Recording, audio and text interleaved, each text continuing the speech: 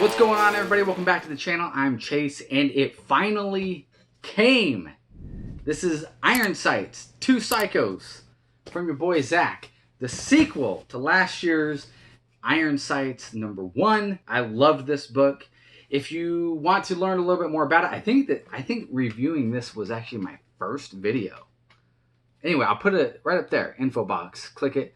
You can go learn more about this one. I swear, I am the last U.S. citizen to get Zach's packages. Because as soon as he's like, yeah, this is the week international backers should be getting theirs, that's the week I usually get mine. So anyway, this is going to be an unboxing, and then I'm going to do a review straight after. So if you just want to cut to the review and watch that, go to this timestamp right here, and that'll take you to the review. Other than that, stick around and we'll unbox this thing. All right, so we have the classic Gemini mailer. So I used my K-bar the last time, and I had a tough time. I need to get that thing sharpened. So we're gonna switch to a buck knife. This thing should be sharp. I rarely ever use this thing. So, boom.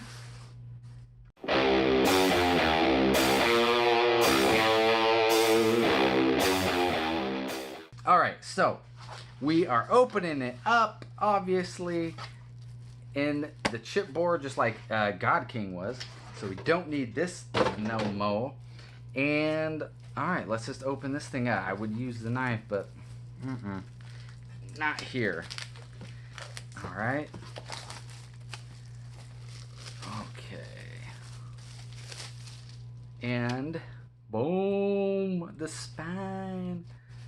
So we got the chipboard, another chipboard. So we'll just go with the poster first. Yeah, so this comes with everybody who backed. You would get the pinup poster, I think this is the character Esme, if I remember right. Anyway, drawn by Sashi. There you have it, like that, and very cool. Then you have the actual comic book. Oh, wow. This feels a lot different than... Okay, I remember Zach saying... So this is the original. When I backed it, the original campaign, this is the book. This has a waxy kind of matte finish, I guess. This has a very texture, and it's way lighter. Way lighter than this one. But holy crap, yeah, this thing is like, you can just throw this thing around, where this one has like a weight to it. I'm going to call and say I like this one actually better. That is the unboxing right there. So you get Iron Sights book and the Sashi pinup poster. All right, so I'm going to go read this, and I will give you my review as soon as I'm done. So that starts now.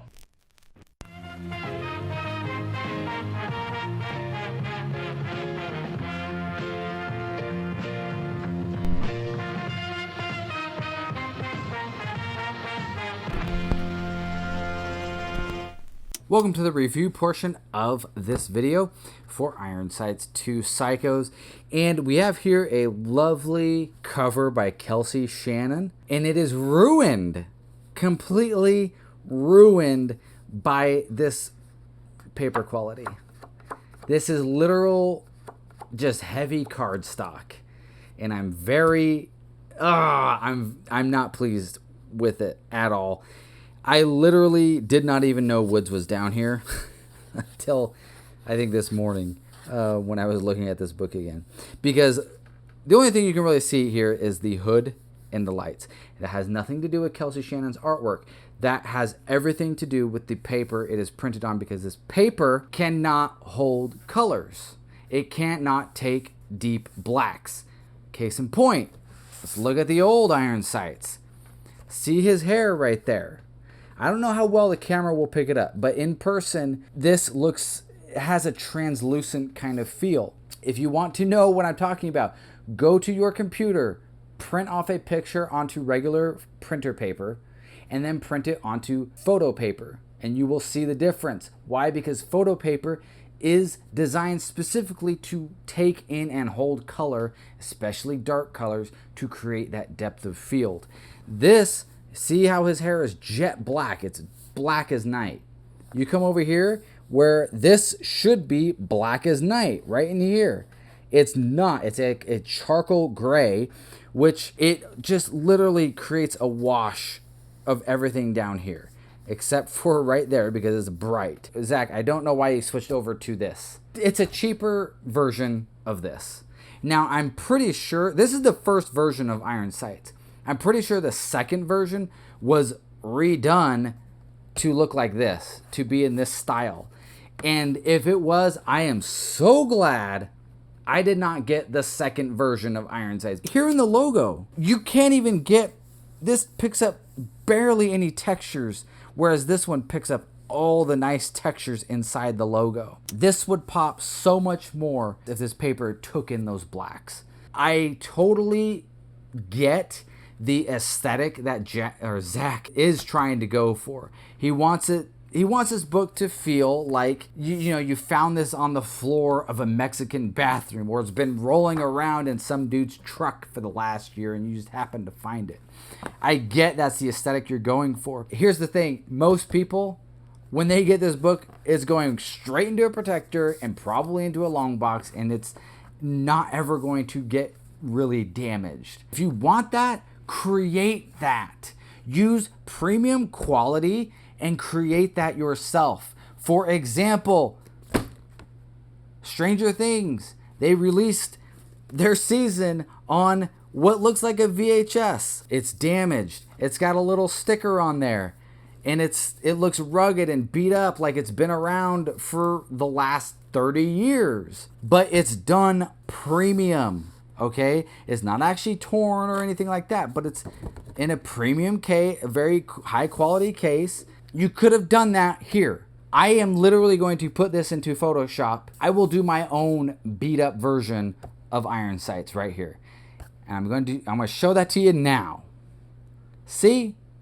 It's not that hard. That took me about a half an hour. It can be done. That's my biggest issue. I'm just very disappointed in that. Getting into the actual story of the story is great.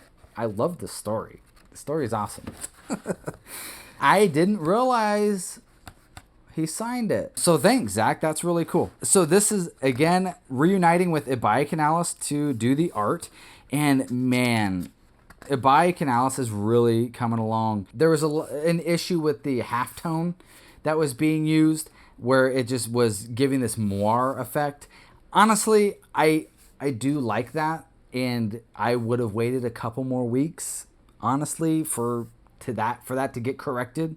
But they kind of just decided against it. They went ahead and went through and kind of did a more of a blending, like fade brush through it, which it works. It's cool. It honestly, it kind of gives a more enveloping feel through the story. Like it's almost like watching like a black and white movie.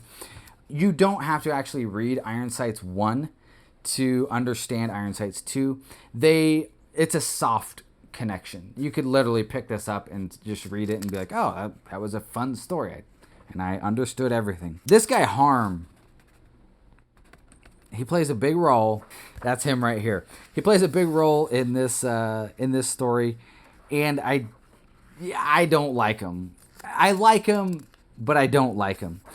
And this guy I love. He is Melchizedek. He's a blast. He's a real fun guy to read about. So this part I actually laughed out loud when I read it because it's very relatable. So there's this virus, right? It spreads across the earth. It kills you in less than 24 hours. Got it? The only antidote is to suck a dick. Would you do it?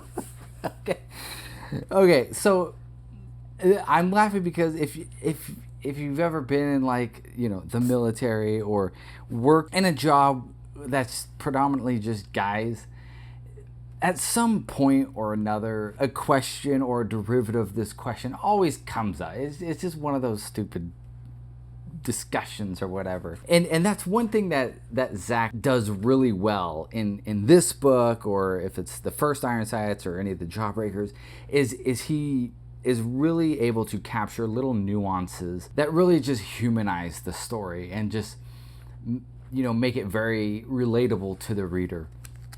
And he does that just very well. That's one of the reasons I really enjoy reading his stuff is for these little moments. One thing also that Zack does interestingly is the way he deals with death. So this book, there's a lot of death. In the first Iron Sights, there's a lot of death. In Jawbreakers, there's quite a bit of death in that one too. I swear he kills more characters than The Walking Dead. And the way he does it is it's always just very matter of fact. Oh, that they are dead now. I'm not giving away any spoilers, but let's say he would kill a main character as matter-of-factly as a throwaway character. The only exception was in God King. There was one character that supposedly died, and there was an actual grieving period. That's what it is anybody who dies, there is no grieving period. It is panel dead, panel moving on. Coincidentally, yeah, there's a dead person or a person dying here. Inconsequential to the story, so don't worry about it. It's very interesting to me how he does that, and because it's very different from other writers where death is an event that happens. Where your boy Zack, it just happens. Overall, I'm not going to give away too much more of the book. I don't think I really have anyway, but the book is great. The writing, it moves along at a very quick pace. Let's just go ahead and wrap this review up. Like I said, great story. Presentation-wise, wow. Definitely leaving a lot to be desired. Just for example, I read these at the same time. I read this first, and then I read this so I could, so I could be in full context. I read this. Look how flat it's laying. What is this? What is this, jazzercise on the book? It won't even lay flat. I don't want to put this on my coffee table as a break the ice or a talking point, whatever that term is. If you want to make the book look old and crappy and all that, do it in post, so to speak. Make it look like that Stranger Things cover. Would I recommend this to a friend?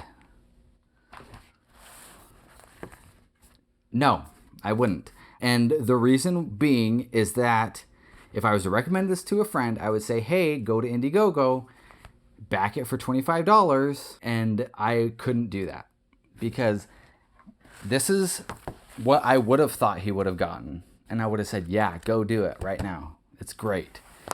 And then this is what he would have received. And I would be embarrassed. I would be embarrassed. I would have been like, oh, wow, man, I did not expect it, that it was going to be like that. So, no, I wouldn't recommend it. Story is great, but at that price point, no, I wouldn't recommend it. I would recommend it if it was like 15. If you're going to do this kind of quality, I'll definitely recommend it at 15. But at 25, I would say take a pass. That is unfortunate because, like I said, I really like Zack. That's the review. If you didn't like this review, please tell me why. If you're a fan of this presentation, please let me know why you are. I would be very curious as to what your opinions are on it, and why you think it is good. Anyway, guys, that is the video. If you like this video, please go down and like it. Please subscribe to the channel. Thank you for watching, and as always, peace out. Zack, okay, if you happen to watch this video, what's going on here? I did not understand the scene. I didn't understand this. Like, I don't even know why they're. I don't get it. Is this referencing back to the first Iron Sights, or I don't know. I didn't get this part. All I see is zombies.